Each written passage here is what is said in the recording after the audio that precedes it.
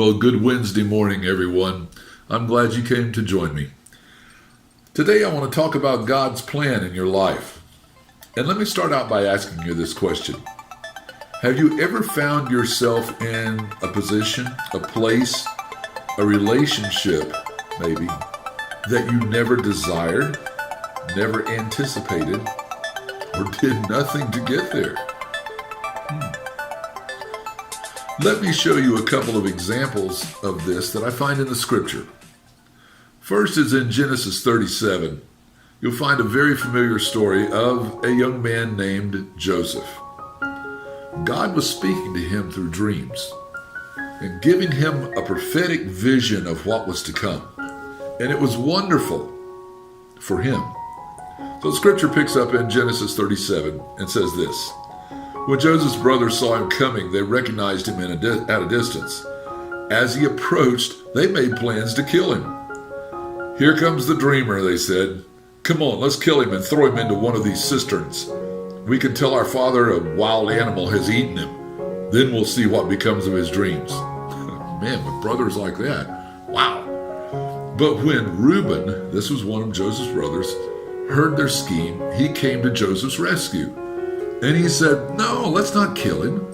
Why should we shed any blood? Let's just throw him into this empty cistern here in the wilderness, this empty well, and then he'll die without our laying a hand on him. Reuben, however, was secretly planning to rescue Joseph and return him to his father. So when Joseph arrived, his brothers ripped off that beautiful robe that he was wearing. They grabbed him and threw him into the well. And the scripture says the well was empty. There was no water in it. And they left him there. I'm not sure how long, but as the brothers were sitting down to eat, they looked up and saw a caravan of camels in the distance. It was a group of Ishmaelite traders on their way to Egypt. Judah said to his brothers, what will we gain by killing our brother? We'd have to cover up the crime. Instead of hurting him, let's just sell him to those Ishmaelite traders. After all, he is our brother, our own flesh and blood. And his brothers agreed with him. So when the Ishmaelites came by, Joseph's brothers pulled him out of the well and sold him to them for 20 pieces of silver. And the traders took Joseph to Egypt. When they arrived in Egypt, they sold Joseph to Potiphar, an officer of Pharaoh, the king of Egypt. Potiphar was captain of the palace guards. I'm sure Joseph had no desire to be there. He probably never even considered it. And what did he do to deserve this treatment? Man, could he have a victim mentality. Take a look.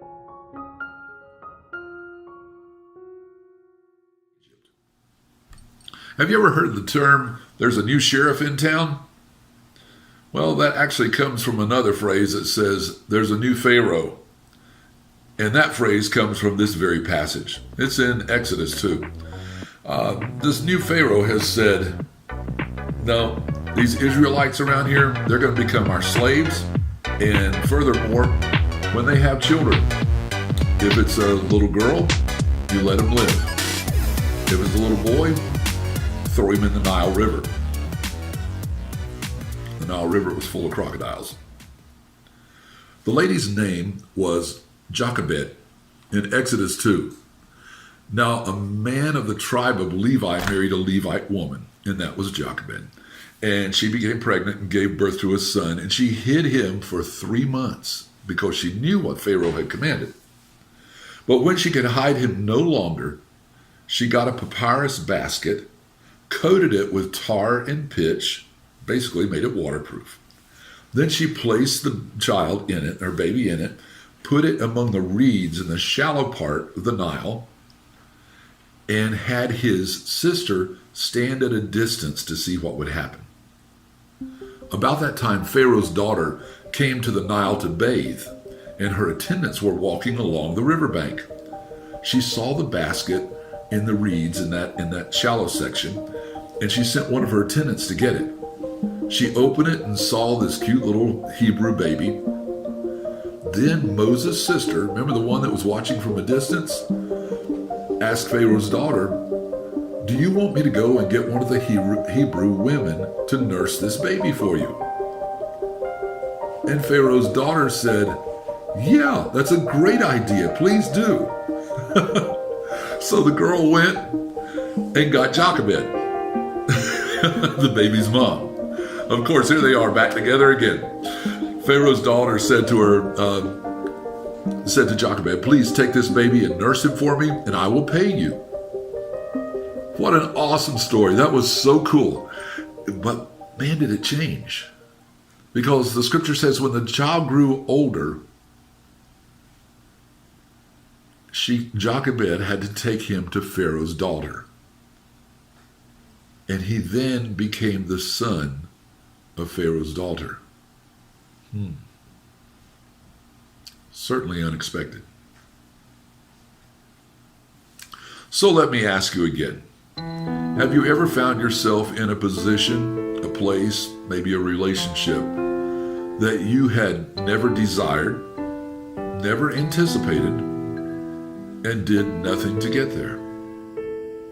Now, I'm not Joseph or Moses, but let me share my experience with you.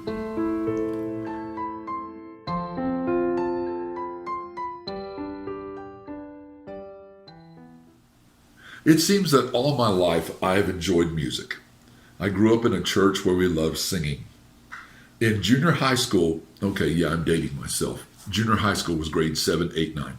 I began to learn to play the trombone. Later, that became my major instrument in college. And as I looked toward high school, I was eager to go to either Boone High School, because I knew Mr. Casey, who was the band director there, or go to Oak Ridge High School, because I knew Mr. Ledford, who was the band director at that high school, and in fact, also attended the same church as me. The summer before I went to high school, the Orange County School Board decided to achieve racial integration in Orange County schools, and they were going to do so by rezoning the county and by cross-busing. Suddenly, I found myself going to Jones High School, something I had never considered. And I saw two immediate results. Number one, I couldn't go to one of the schools I had dreamed about. And number two, the Jones High School band, which numbered 125 strong the year before, because of the cross-busing, now had less than half that number. I was confused. It all happened so fast. I was frustrated, angry, and, if truth be told, a little frightened. And God took me to school. No, he didn't drive me there. It's not the kind of school that requires a textbook, but the school of life. It's the place where you go to learn so many valuable lessons, some of which I'm still learning today. A little backstory. Orlando, at that time, was experiencing a great amount of racial tension, so much so that the Orlando Police Department had been freshly outfitted with riot gear, anticipating unrest. So into that cultural climate, I went to Jones High School. But you see, Jones had been an educational monument for the black community in Orlando. It was a place where the students, their parents, the teachers, the administration, when they spoke the words Jones High Tigers, they did so with great pride. So to begin with, my forced insertion to the student body, along with a few friends, was unwelcomed and resented. After 3 years at Jones, this changed drastically as I made good friends, and we all learned a great deal, but that's another story for another time. Looking back, I can very quickly see two people who were immediate blessings in my life. Number one was Edna Hargreet, a choral director whose dedication and skill launched her students as far as the New York Metropolitan Opera. She was a strict, strong woman who upheld her principles and had no problem integrating her church and her school. her testimony of faith in Jesus Christ shone very clear. And number 2 was James Chief Wilson. Not just a band director, but a strong Christian gentleman, educator, and a musician. He was a graduate of Florida A&M University. When I went to Jones, I had no idea what that was or where it was located. I do now. He was leading a high school band that looked, marched, and played like the Marching 100, and he displayed character traits that would impact his students for years to come. I was an observer as he dealt with a struggling band program, having lost half of his students by no fault of his own. He was an example of strength, patience, perseverance, and ingenuity. And I grew rather fond of the sound of his restored Model A pulling into the school parking lot. Well, fast forward a bit with me to the fall of 1972. It was the beginning of my senior year football season. The band always did a halftime and a pregame show. We were a busy group. I had decided to take an elective, music theory, and study with Chief. On Monday morning, Chief hands me a copy of America. He copied it the day before from his church hymnal. We were studying at that time instrument transpositions. And he said, "You know the instrumentation of our band. Take this piece and write it for our band." Then he said, "We will rehearse it tomorrow." I had my homework. On Tuesday, we passed out the music. Chief calls me to the front, hands me the conductor's baton, and says, "You wrote it, you direct it." So we tried it 2 or 3 times, and it was a train wreck. Chief begins to call each section of the band: flutes, clarinets, trumpets, French horns, saxes. "What key are you playing in?" looking at the music I had written. Oh no. I had forgotten alto sax is transposed up a major 6th, not a perfect 5th. I wrote it wrong. That's why it sounded so horrible. Everyone passes the music back in. Chief hands a stack of music to me. By this time I'm very red-faced, embarrassed, and says, "Okay, you see the problem? Fix it. We'll play it again tomorrow." So I did. Repeat the same scenario on Wednesday. But this time it was right. And I felt really good about it. I now have high hopes of passing music theory. So as I stepped down from the conductor's podium and handed the baton back to Chief, he addressed the band. "Don't pass this back in. Take it home tonight and memorize it. This will be part of our pregame show on Friday." At that time, happiness was replaced with pride. Boy, was I proud of that. But this experience took on new meaning when I got to college the next fall. In music theory class, we had a section called ear training. The first assignment in class was geared to make you hear the music in your mind and be able to write or play the music before you ever saw it written on a piece of paper in front of you. Professor Jerry Long said this: "Take out a sheet of staff paper in the key of F. Time signature is 3/4.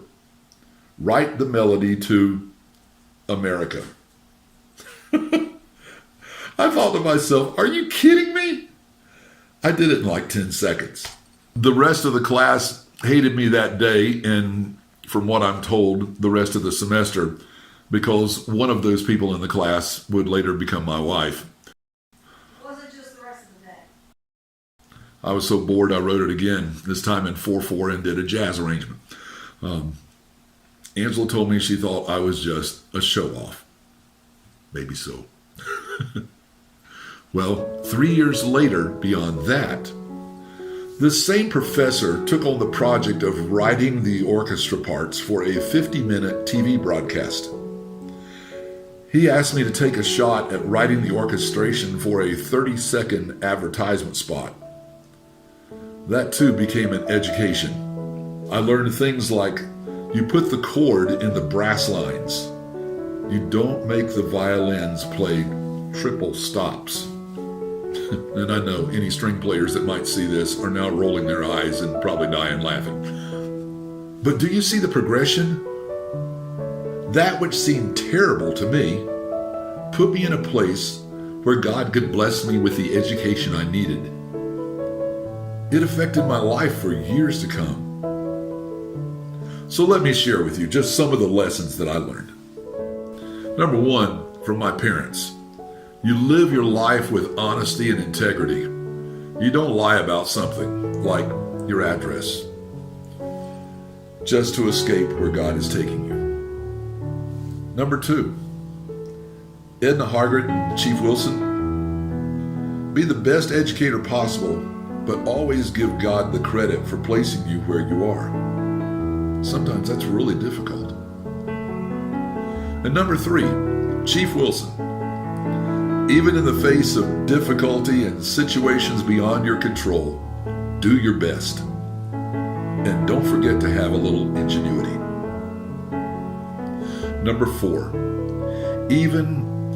especially in times of tension, skin color makes zero difference.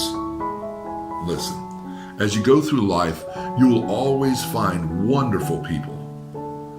And sometimes you'll encounter some real jerks.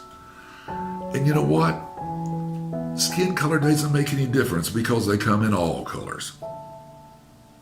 And number five, don't let your present circumstances overshadow the great things God has in store for you.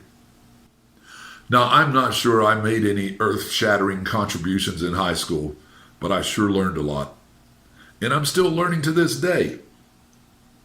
So let me tell you one more time. Don't let your present circumstances overshadow the great things that God has in store for you. Have a wonderful day. God bless you.